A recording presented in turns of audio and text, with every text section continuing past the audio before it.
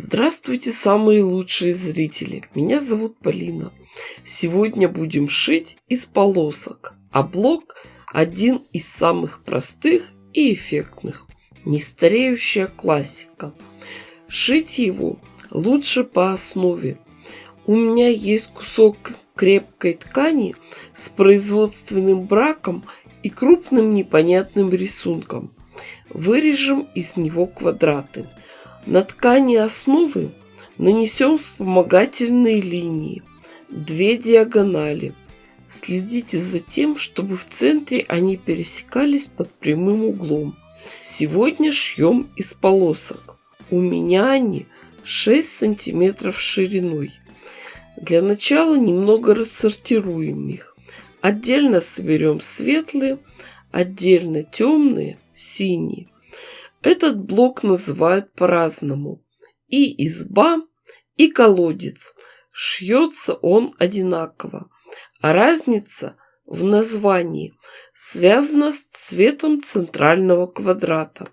Если он красный или желтый и по цвету напоминает пламя костра, символический очаг дома, то это блок изба.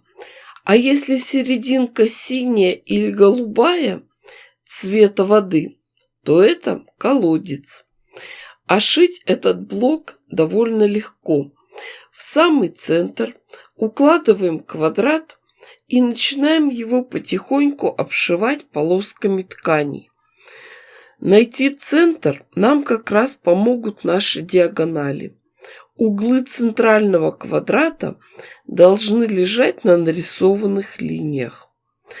К красному квадрату 6 на 6 сантиметров приставляем светлый квадратик, прошиваем, отгибаем. Ногтем расправляем шов. Дальше приставляем и пришиваем светлую полоску. Отгибаем, расправляем, отрезаем лишнее. Следим за тем, чтобы швы были параллельными. Следующие 2 полоски у нас будут темные, синие. Так мы шьем и шьем дальше. Один угол будет светлый, другой темный.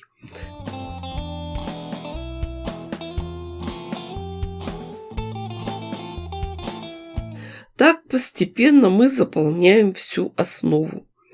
Если полоски выходят за края, ничего страшного. Основа нам нужна только в самом начале работы.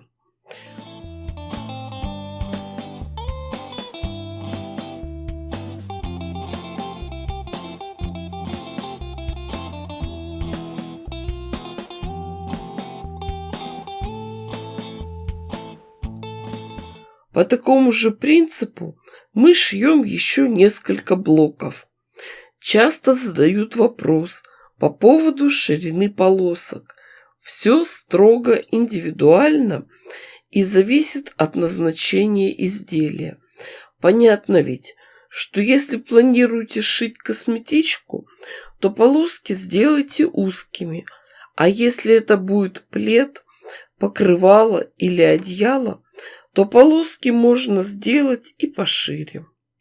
Вы, конечно же, обратили внимание, как я работаю. Экономим нитки, время и деньги. Все швы тщательно расправляем и разглаживаем. Следим за углами. При таком способе работы эти блоки отшиваются очень легко и быстро.